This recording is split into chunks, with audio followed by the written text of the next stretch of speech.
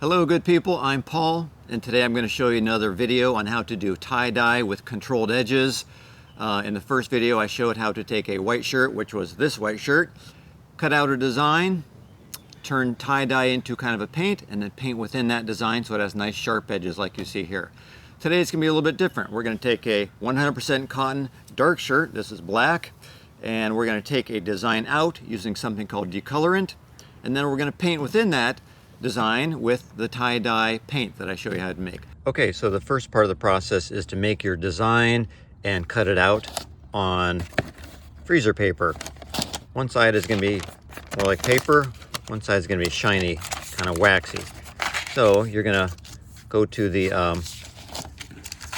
paper side first. I'll show you just an example. Let's assume you wanted to make a shirt with just a whole bunch of squares or something of that sort, something nice and simple, or hearts or whatever. So I'm just gonna draw my design. And this is just a very general, kind of gross thing, how to do this. So you'd cut it out. You're gonna iron that on the shirt and put the decolorant right here, and that'll take the color out. If you want to do something a little bit more detailed, of course, you can use apps like I use the Bazaar app for my phone, as you can see here, and then I put it through my Cricut machine to cut things out. But of course, you can make things a little more complex if you want to. Let's just say you wanted to kind of do a salmon shaped thing or something of that sort, whatever. So you would let's make a little hook mouth.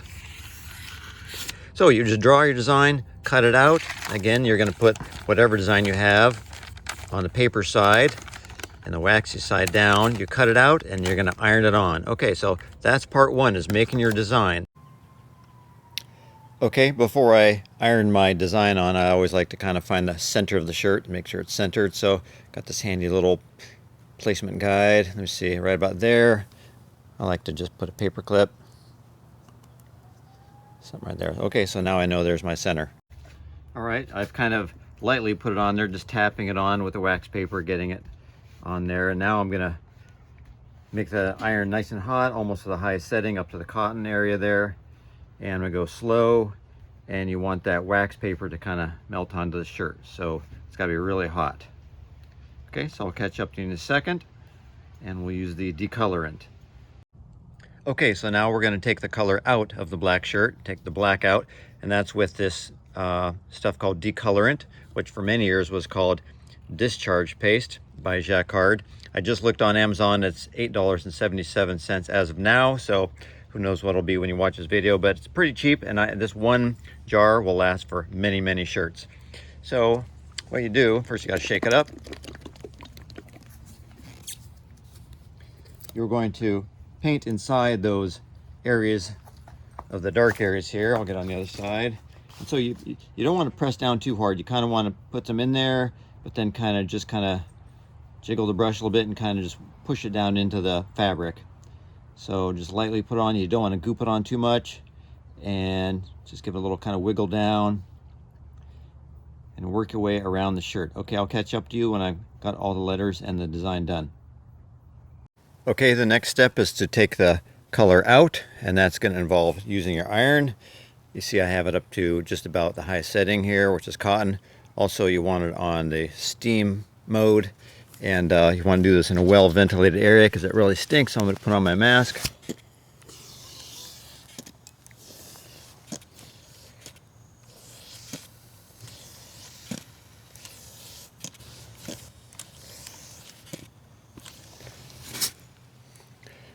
Okay, so I think I've got most of the color out. And you notice how sometimes when you hold it down, you really got to press down and let that steam do the work to get that color out. And if you ever want to, if you're really particular, like if you miss a small little spot, you can touch it up with some of the stuff, the decolorant. But that looks good enough, so I'm going to now work on taking the paper off, and then we'll get the tie-dye paint ready. Okay, so the first part of the process to turn the tie-dye into a paint is to take, well, I'm 1/3 cup of hot water. I'm using 2/3 cup because I'm going to make 2 shirts. So you pour the hot water into a jar, Next thing you're going to use is urea crystals. I just looked for a 1 pound bag on Amazon as the time of this filming. It's $7.61. So really cheap, and this will last you a long time, many, many shirts. So you're going to take 1 tablespoon. Well, I'll take 2 because I'm doing double the recipe. So what the urea crystals does is it slows down the drying process and allows the tie-dye to really get in there with the fabric and bind better. Okay, so I'm going to stir this for a little bit. Okay, so now you can see that the urea crystals have all dissolved. And the next part we're going to do is add in something called sodium alginate. It's a thickener. It's made out of seaweed. There's 2 types, high viscosity, which is for cotton, and low viscosity, that's for silk and other things. So you want to buy the high viscosity in these little bags, $7.25. I've already used most of this, and that's lasted maybe 2 years already in multiple shirts, so it doesn't take much. So the recipe for a 1 shirt would be a ½ teaspoon. And the key to this stuff is you put it in real slow, 1 bit at a time as you're stirring. And the goal is to get it to all the little clumps you'll see after a while that want to form. You got to stir. Sometimes it takes like up to 5 minutes until all the clumps are gone. And then you let it set for a couple hours until it's nice and thick. You can put a little bit more in if you like it thicker. I usually do this, and if I think I need more, I'll add a little bit. Okay, so I'm going to stir. It's going to take about 5 minutes to get rid of all those clumps you can see floating around down there. And then I'll let it set for 2 hours, which is perfect. I need to go to my soccer game. I'll come back and we're ready to put in the tie-dye and make the actual final step of the paints. Okay, good day of soccer. 1 goal and 2 assists. All right, time to make the tie-dye paints and then paint on the shirt. I'm thinking I'll do the star, kind of red spots of red, yellow, and deep orange, kind of like a surface of the star. And maybe some light kind of robin's egg blue for the letters. So, and I have my fiber active dyes here. I get them from Dharma. These are a couple bucks per little container. And that was daffodil yellow. Here's citrus yellow. And so these are a few bucks each. Before you put that in there, oh yeah, and the goop we made earlier, that solution with the sodium alginate, it's pretty thick now. So you can see it's kind of like honey thick. All right, so first thing we do is get some soda ash. And for a 1 pound bag on Amazon right now, it's like $7.50, so really cheap. Again, this bag will last a long time. So just a little bit in each. Whoops, too much, but okay. And this is what helps it bind to the fabric, the fiber active dye. Most tie dyes, you wash your shirt in this beforehand, but a little different with this process. There you go. Okay. Now I'm going to put some of my dye. So for the Glacier Blue, I don't want much. So I'm going to put just a little in there. Whoops, hasn't been used for a while. I'm going to chop it up because I want that to come out real light. I don't want that to be too dark. Okay, now I'll just make 1 and I'll show you how it goes, and I'll come back after I've made some of the others. So I'm going to stir it around. Got the soda ash, whichever dye you want. Actually, maybe just a little bit more, just so you can see that it is blue. All right. Now I'm going to take my stirred up, take that solution we made earlier, pour it on in there. I don't need too much for those letters. Okay, and you stir it up. You see it's getting blue.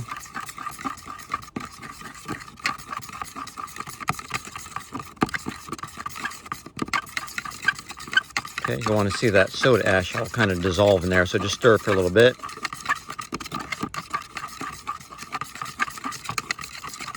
Okay, so that one's ready. So I'm going to make my others of yellow, orange, and 1 red here, and I'll catch up to you after that. Okay, time to paint.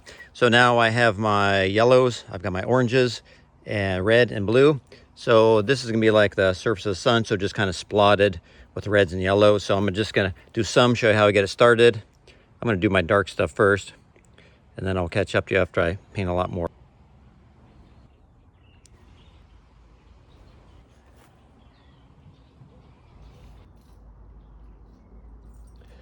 Okay, so all done painting with the tie-dye. Now I'm going to let it set for 24 hours. If you have a dark color like black or dark blue or dark green, you don't have to worry so much if you're using the light colors, because it doesn't really bleed into that and you don't see it when it's washed and heat dried. All right, it's the next day. So now we want to steam. So I'll lock in the color. I'm not going to glide it over. This will take about 5 minutes for about this much. And you don't glide it over because you don't want one part of the tie-dye moving into the next section. Just do one little section at a time. You hold it down and you steam it. Now we're going to take our shirt, put it over a bucket, and we're going to blast with water the excess tie-dye straight on through there. This is better than putting it in a wash and trying to get the different things like Synthrapol to try to keep the dye from coming back on the shirt, because it will come back on the design. So you can use your finger. I oftentimes will use this, and you're going to just blast it on through. Put that on a jet.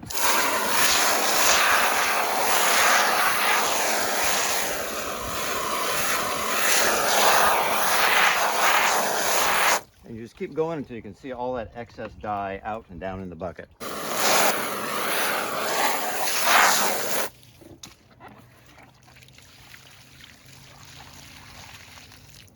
All right, I kept going on the bucket until the water I was dumping out came clear. So I'm going to take my shirt with the design, I'm going to put it in the wash, and throw in one towel. Tip, do not use the towel you did for tie-dyeing. The shirt was underneath, because some of that loose dye from the towel, that will get in there and ruin your design. Okay, so I use this stuff by Dharma Trading, this professional textile detergent. It keeps the dye from getting back on the shirt. So it says like a 1/4 cup, I believe. So I'm going to do a couple glugs of that. I'm going to put in some regular detergent. And don't need much because I only have 2 things in there. Don't need a lot. A lot of people say that putting a little Dawn dishwashing liquid also keeps the tie-dye from getting back on the shirt. So I'll put a little squirt of that in there. Now with this, you want to turn it on and go to your hottest setting. Okay, washed, dried, and I'm really happy how the shirt turned out. Remember, when you're doing a wash with the bucket and the water, to keep blasting that water through until when you pour water out of the bucket, it comes out clear. I usually do about 1/3 of the bucket, kind of pour it out, and another third, and another third. And by the 3rd time, usually that water is nice and clear. And also, don't put that towel in you had between your shirt when you did your tie-dye. That's going to bleed onto the shirt. You got to wash that separately. Okay, on to shirt number 2. So I've already made my design.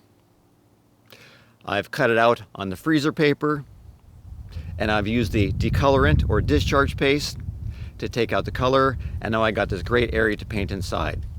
Okay, so this time I'm going to show you something a little different. I'm going to show you how to do a painting.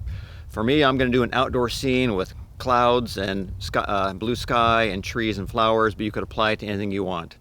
However, the principles of painting with tie-dye paint are different than using oils and acrylic and mediums like that. So let me show you how that works.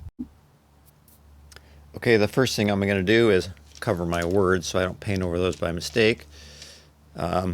Now, what I like to do is just take a pencil and sketch out what I'm going to draw. And if you don't like it, you can always just use an eraser and kind of redraw it.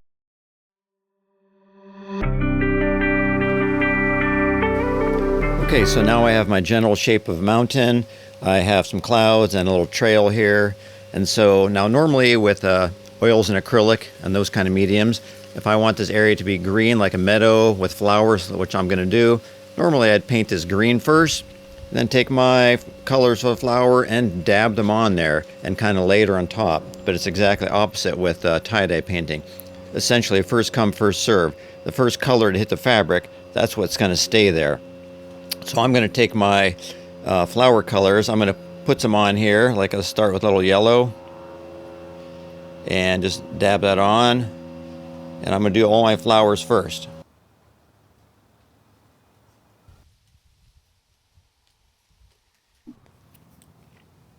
Okay, now I have my colorful flowers on there. Now I want to do some trees. Normally with oil and acrylic, you would do a light blue sky and then kind of dab on some trees. But again, it's the opposite, so I'm going to put my trees on because I want that to show through, and then I'll do the light blue sky after that. So let me do a couple of trees and I'll show you where I'm at. All right, now I've got some trees, got my flowers, which I'll do green in a little bit, but first I'm going to do my little pathway. So I've got some little rocks in here, can do the rest kind of a light brown.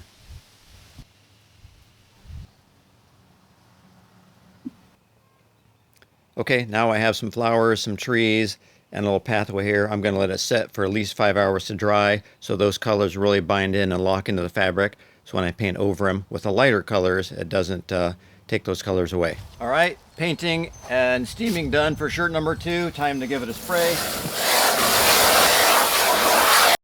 All right, done with shirt number 2. I'm really happy how this one turned out also. Okay, so there you go. You can do broad shapes and designs and paint within them, or you can do fine detailed painting such as this. So there's lots of stuff you can do with this tie-dye paint. And one last tip, if you're putting it on a white shirt, it's going to come out brighter than if you take the color out of a shirt, a dark colored shirt, and you have like a whitish, creamish base to paint on. So you'll take that into consideration when you're choosing your paint. Oh, and speaking of painting on white shirts. So I took a completely white, long sleeve, 100% cotton t-shirt and turned it into this. Yes, a third shirt. Okay, so here's a little bit more of a close-up of the different colors of the back and the front. Okay, this video is getting a little bit long, so I'll just tell you how this process goes instead of showing you step by step. So just like the first shirt, I cut out my design of the Rogue Star and the letters, but instead of painting inside them, I just iron those sections on and I paint around them. It took a lot more of the tie-dye mixture, maybe about 9 or 10 batches, but worth it in the end because it came out to be a cool shirt. Okay, so when I got done with these sections though, they were awfully bright as far as the letters and the star, so I made one last batch of very diluted kind of blue-purple and painted within them just to give it more of a spacey ephemeral look, and I'm happy how that turned out in the end. Okay, so now the best part about doing these shirts is you tailor it to your life. I do a lot of research on space and science as a hobby, so I did the Rogue Star shirt. I also do a lot of hiking in the Pacific Northwest, and that's why I did the Oregon Wilderness shirt. And just prior to making this video, I wrote and recorded a song called Alien Ocean Worlds. So yes, that will be my next shirt, and I already have a design ready for that. All right, thanks for joining me on this video. Good luck with your own artistic projects. If you make some shirts, I hope they turn out pretty cool. Oh, and you can do it with sweatshirts too, like this sweatshirt, but that's another video. Okay, so until I see you again, I wish you well in life. Keep creating and...